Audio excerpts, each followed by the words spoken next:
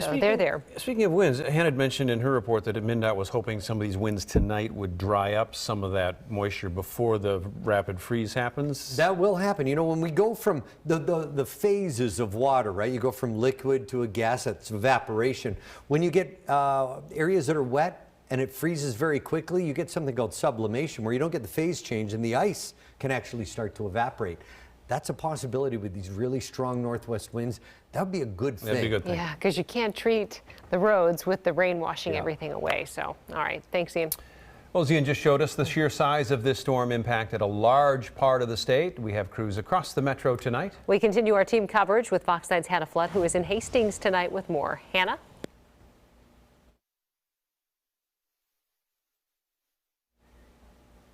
All right. Well, Hannah's microphone is not with us at this point. Yes, but... And so we will move on. We do have other reporters. It appears the metro may have dodged the very worst of these storms, but thousands of people are still feeling the impact. Yeah, Fox 9's Mary McGuire continues our team coverage from Bloomington tonight. Mary, thousands of people might be without power as well. Yeah, at last check, just about 24,000 people across the state of Minnesota without power. The majority of those folks are in the southern part of our state. They got the brunt of this storm. Here in Bloomington, you can probably hear the plane above me. That's because MSP International, they had to change the runways that they were using for both takeoff and landing with their planes because of the high winds due to this storm. The weather also canceled about a dozen flights and delayed about more than 70 other of those flights. Now, I did speak with Xcel Energy a little bit earlier today, and they are encouraging people to give them a call and to let them know if their power is out. You can also do that on their website or through their mobile app, but it has been just a wild and weird day of weather. Absolutely surreal to be here and to watch those thunderstorms and all that lightning roll in over the skyline of downtown Minneapolis in the distance. I know a lot of people have been feeling the same way.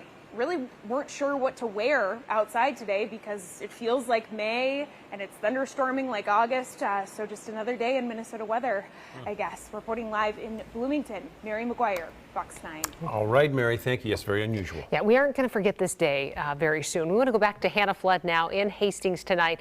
And Hannah, you did a really good job earlier of explaining what this looked like from 4 o'clock on today. Yes, so around 4 o'clock as we're, going around the metro area, we saw a lot of fog, and that's something that you probably noticed if you were driving home on your commute this evening, especially in those low-lying areas over areas that still had snow. And that was kind of that ominous beginning of this entire storm. When you see fog like that in December, it kind of piques your interest of, this isn't quite normal. Then as we saw the evening come through down here in Hastings, it was about 8 or 8:15 that we started to see those strong winds, that heavy rain, thunder and lightning. I saw it lighting up the sky over the main drag here in Hastings. But really who had it worse than us here in Hastings is down in Red Wing. I want to show you this video that a viewer, Bill, sent over to us of that main drag down there in Red Wing. You can see the wind whipping, how it moves the rain in those waves. And then you're going to see a metal awning that was somehow ripped off of a building. You can hear the metal clanking as that metal is just being thrown around by that wind. I talked to Bill, and he said that might be the extent of the damage. He's hearing of maybe some downed trees, maybe some power issues down there as well. And while the rain has subsided and the lightning, the wind is going to stick with us for a while. And as you mentioned earlier, MnDOT says that wind could be working in our favor as we look towards this freeze tomorrow morning. We do think we'll have some time after the rain falls and before the really cold air comes in to put down some material that should help us out. Okay, so MnDOT says about midnight tonight, they're going to have their crews come in and really start monitoring the spots that they need to watch. Again, they can't put those treatments down on roads when they're this wet because it could just wash away. So they'll be hoping that the wind dries off the roadway enough that they can put some of those materials down.